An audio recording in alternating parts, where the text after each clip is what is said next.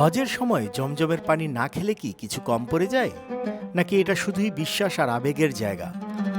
জমজম কূপ, যেটিকে বলা হয় পৃথিবীর সবচেয়ে পবিত্র পানির উৎস, মক্কার কাবা শরীফের ঠিক ২০ মিটার দূরে অবস্থিত এই কূপ মুসলিমদের কাছে এক অলৌকিক নিদর্শন। প্রতি বছর লাখ লাখ মুসলমান হজ পালন করতে সৌদি আরব যান, আর হজ পালন শেষে জমজম কূপের পানি সঙ্গে না নিয়ে ফেরা প্রায় ভাবাই যায় না। এই পানি শুধু নিজেদের জন্য নয়, আত্মীয় স্বজনদের মধ্যেও ভাগ করে দেয়া হয়। অনেকে বিশ্বাস করেন এই পানি পান করলে রোগ ব্যাধি দূর হয়, বিপদ কাটে। তবে প্রশ্ন হলো, এই জমজম কূপ কি হজের কোনো অংশ, নাকি শুধু একটি ঐতিহাসিক অনুষঙ্গ? বাংলাদেশ ইসলামী আরবি বিশ্ববিদ্যালয়ের উপাচার্য ডক্টর মোহাম্মদ আব্দুর রশিদ বলেন, জমজম পানি হজের কোনো ফরজ বা ওয়াজিব নয়, এটা কেবল হজের সময়কার একটা আধ্যাত্মিক অনুষঙ্গ। হজের ৩টি ফরজ, ৫টি ওয়াজিব, কোনোটাতেই জমজমের উল্লেখ নেই।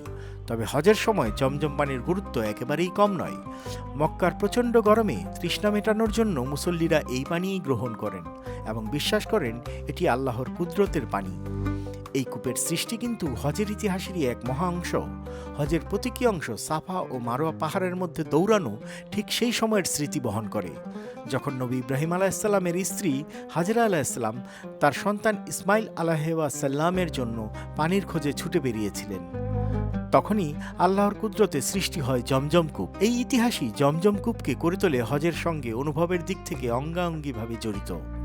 যদিও এটি হজের ফরজ বা ওয়াজিব নয়, তবুও হাজার হাজার বছর ধরে মুসলিমদের হৃদয়ে জমজমের পানি রয়েছে এক পবিত্র অলৌকিক প্রতীক হিসেবে।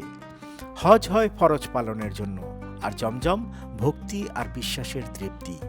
৫,০০০ বছর ধরে যেই পানি একটানা প্রবাহিত হচ্ছে, তা কেবল প্রকৃতির খেলা নয়, এটি মুসলিমদের কাছে এক অলৌকিক নিদর্শন।